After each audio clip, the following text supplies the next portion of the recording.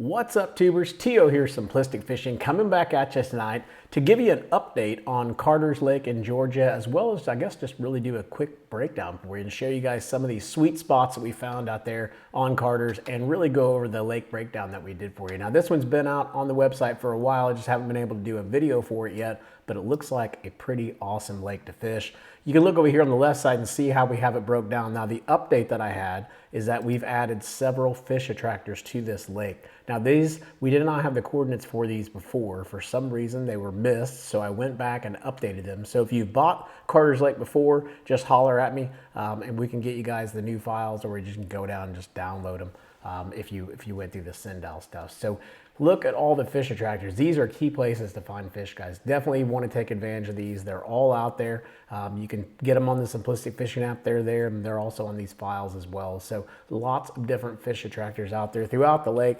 These things, again, are money places. I know some people say, oh, no, those aren't any good. Trust me, they are. They attract bait fish.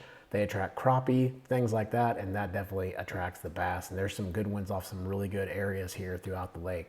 We've also got a few channels and ditches, not too many, but you can see them here where you see these little green lines. These are channels that are coming back in here. Now in the springtime, that's a good place to look, right? You want to see where those creeks are coming in and go to where those creeks are, because typically that's going to be your higher percentage areas.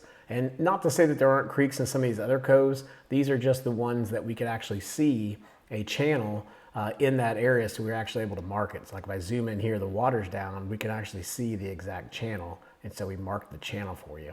And those of you guys that fish a lot know that if you stay in the middle of that channel and you work around the bends and the curves and stuff, you're definitely going to find some fish at some point following that channel. All right, next up, we got cover and structure. Now, there wasn't a ton on this lake, right? We just found several different laydowns that were out throughout the lake. So if the laydown pattern's on, that's good. But one thing that I liked about this one, and I love it when we find these spots, because they are just really good places to fish, very consistent places to fish. And that's where you see here where we call it hard spots. So you see like up here, we've got in this area right here, let's just zoom in here. You got 4 really good points right here to fish. And not only are they good because they're points, but they're good because they're hard spots. Now, how do we know they're hard spots, and what is a hard spot? Basically, a hard spot is where the ground is just, you can tell it's not dirt, it's rock, it's a harder area. It's just a harder, usually it comes off of a point typically. You'll find these harder spots, or you'll see them on some humps and things like that. But you've got 3 of them right here with really good hard spots. You got a couple more, or I guess 1 more up there.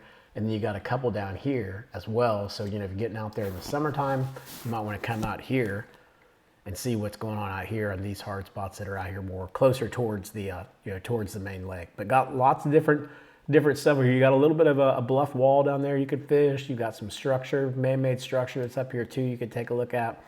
But nothing too crazy, right? I think the offshore stuff's going to be really key on this one. And I can't show you all the offshore spots here because I don't have the contour lines on Google Earth to show you. But what we've done is we've went out using Navionics and we've used the contour maps to mark all the key areas for offshore fishing. So that's going to be your humps, your ledges, your drop-offs, all of that stuff. And the good news is for the Simplistic Fishing app is we have actually partnered with Garmin and Navionics, and we've started development on our app to add contour lines into our app. So very soon, probably within the next month or so, you'll have the contour lines in the Simplistic Fishing app. And when you pull up these offshore spots, they're going to make a lot more sense, right? Instead of just looking at it from a satellite perspective. But if you were to import this into the Navionics mobile app, when you buy the digital files from Simplistic Fishing, if you bought those and then imported these into the Navionics mobile app, you would see them sitting on the contours and they would make perfect sense of what they are.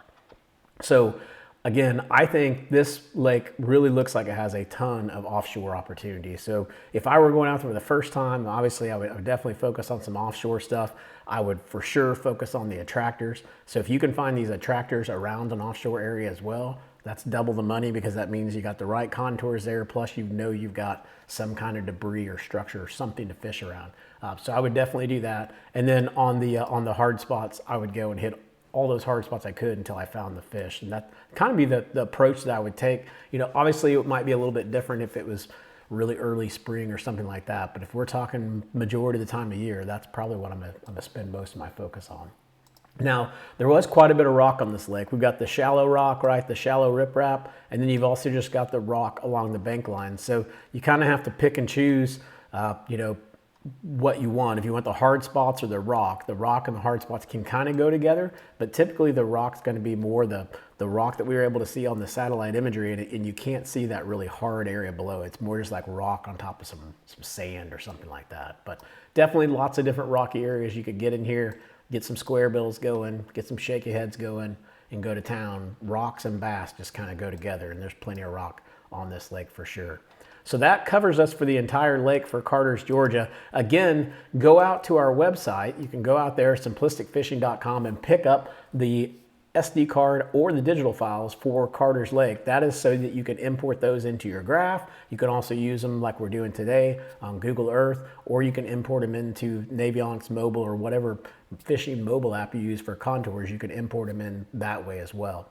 Now, if you don't want to use them for your graph, it is completely separate, but you can download the Simplistic Fishing app and you can buy just this lake, or you can buy the entire region. So you can check them out both ways, lots of different ways to access the information. Go check it out, simplisticfishing.com or Simplistic Fishing on Google or Apple Play. Guys, I hope you have a good one. And until next time, I hope you catch your PB. Take it easy.